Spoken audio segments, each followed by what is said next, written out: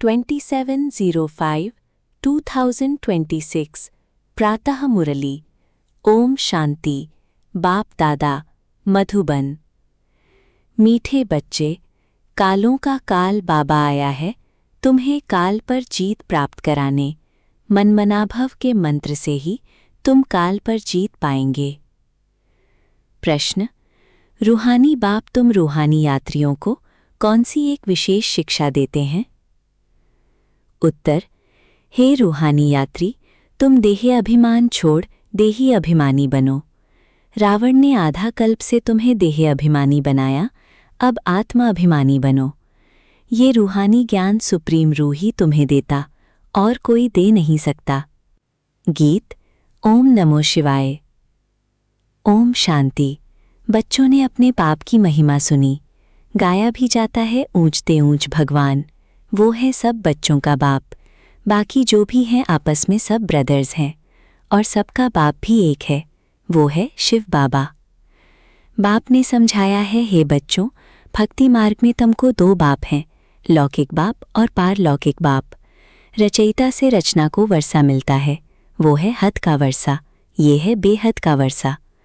बेहद का बाप तो एक ही है जिससे बेहद का वर्षा मिलता है, वो है निराकार, उसका नाम है परमपिता परमात्मा शिव। कहते भी हैं शिव परमात्माई नमः, वो है ऊंचते ऊंच। तुम्हारी बुद्धि चली जाती है निराकार बाप की तरफ, वो रहते हैं परम धाम में, जहाँ से तुम आत्माएं आती हो। बाप भी वहीं रहते हैं, वो है ही सर्व का सद्गति करने वाला। उसमें भी भारत परमपिता परमात्मा का बर्थ प्लेस है, शिव जयंती भी यहाँ मनाते हैं। उस रूहानी बाप को ही ज्ञान का सागर, पतित पावन, लिबरेटर, गाइड कहा जाता है। वही दुख हरता, सुख करता है, ये भारतवासी जानते हैं। ये दुख धाम है, भारत ही सुख धाम था।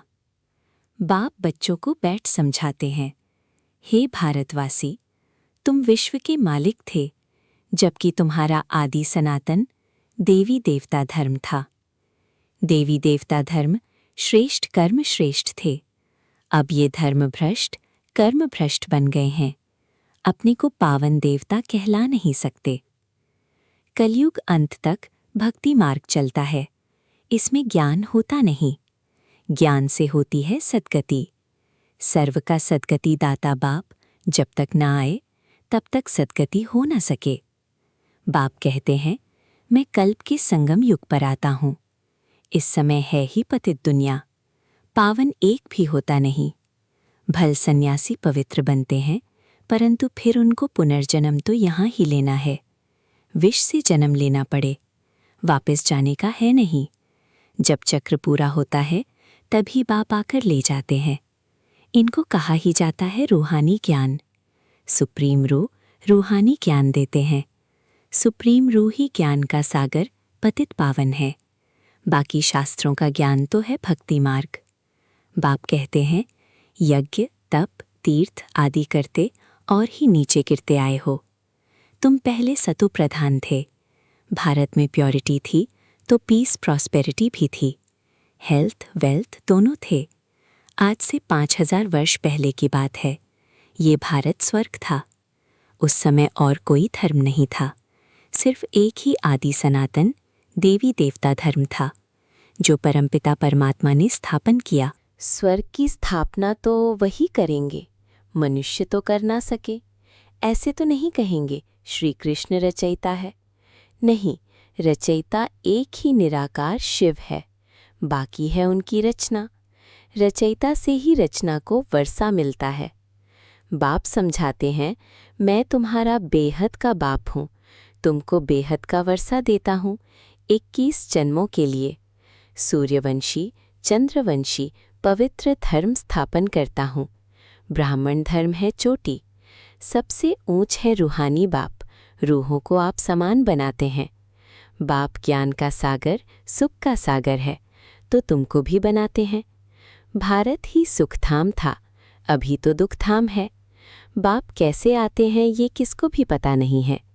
सतयुग आदि से कलयुग अंत तक ये सारी हिस्ट्री ज्योग्राफी भारत की है।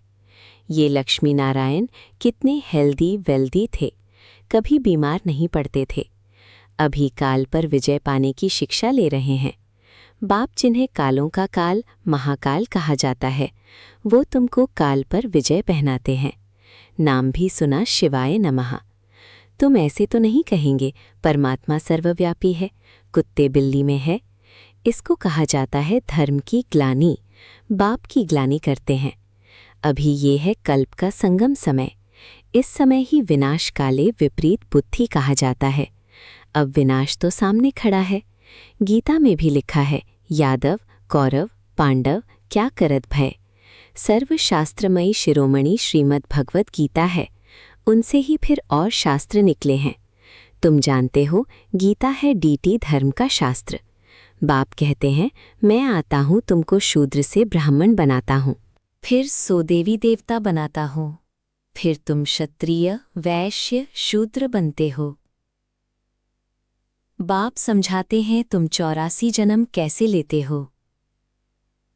सबसे जास्ती जन्म जरूर वो लेते हैं जो पहले पहले सतयुग में आते हैं।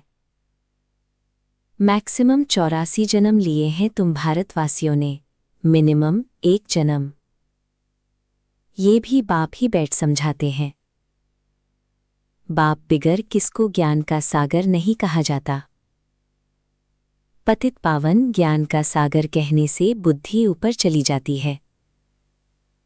बाप ही सबको लिबरेट कर वापस ले जाते हैं। सर्व का सद्गति दाता एक ही बाप है। अच्छा, फिर सर्व की दुर्गति कैसे होती है? कौन करता है? सद्गति सतयुग को, दुर्गति कलयुग को कहा जाता है। बाप कहते हैं, मैं कल्प कल्प तुम बच्चों को आकर सद्गति देता हूं।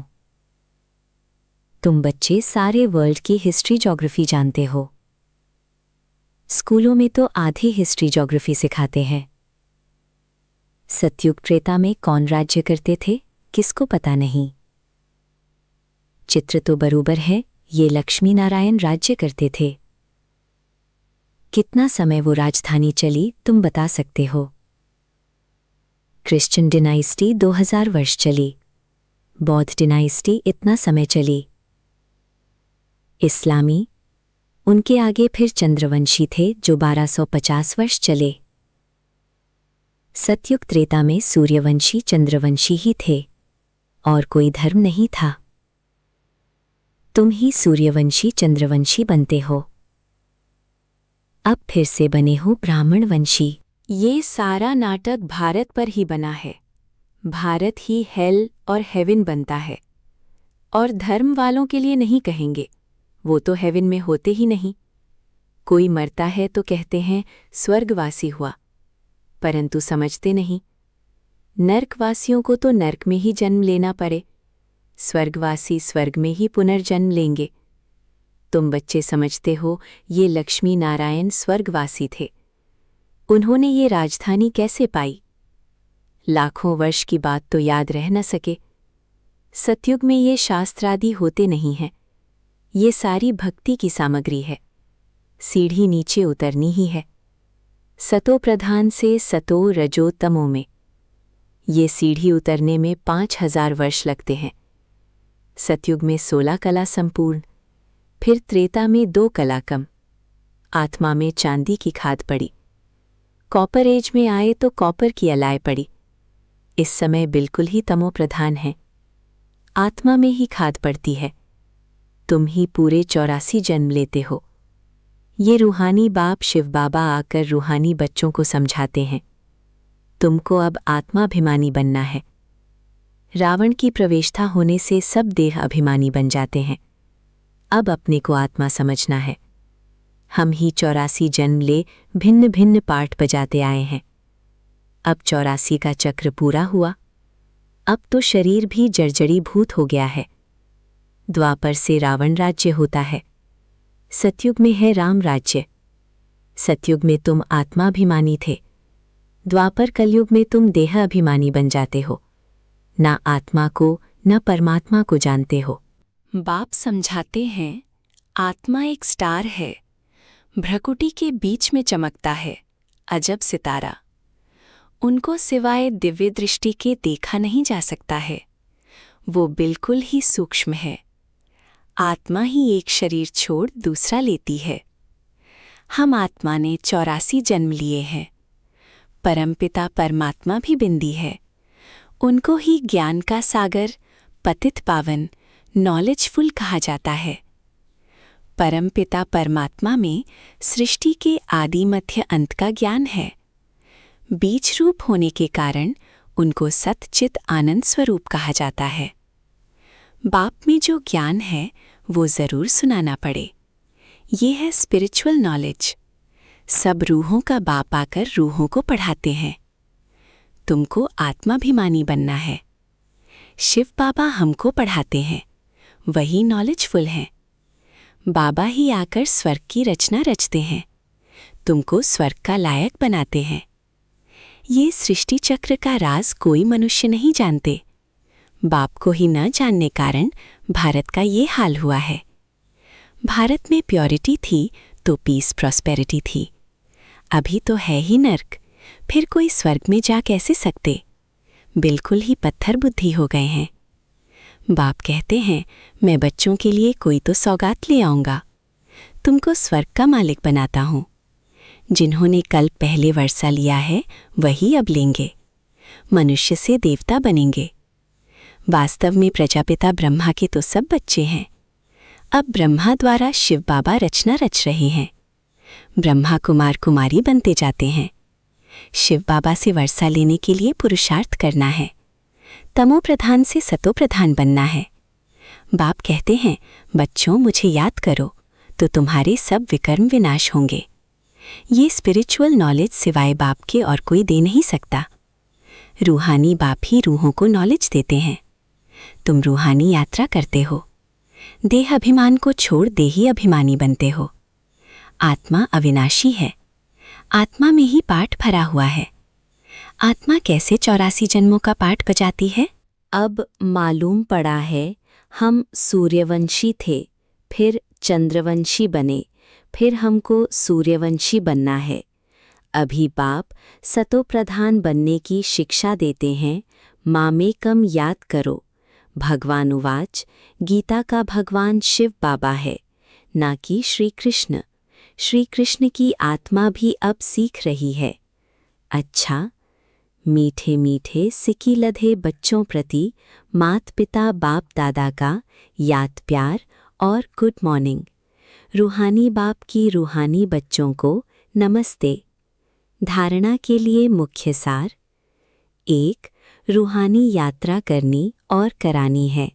स्वयं को सतोप्रधान बनाने के लिए एक बाप को याद करना है। आत्माभिमानी बनने का पूरा पूरा पुरुषार्थ करना है। 2. काल पर विजय पाने के लिए बाप की शिक्षा को ध्यान पर रखना है। अपने को रूह समझ रूहों को ज्ञान देना है। वरदान: बाप दादा के कर्तव्य को अपना निशाना बनाने वाले मास्टर मर्यादा पुरुषोत्तम भव। कहा जाता है अपनी घोट तो नशा चढ़े। दूसरे की कमाई में कभी भी आंख नहीं जानी चाहिए। दूसरे के नशे को निशाना बनाने के बजाय बाप दादा के गुण और कर्तव्य को निशाना बनाओ। बाप दादा के साथ अधर्म विनाश और सतधर्म की स्थापना के कर्तव्य में मददगार बनो। अधर्म विनाश करने वाले अधर्म का कार्य व दैवी मर्यादा को तोड़ने का कार्य कर नहीं सकते।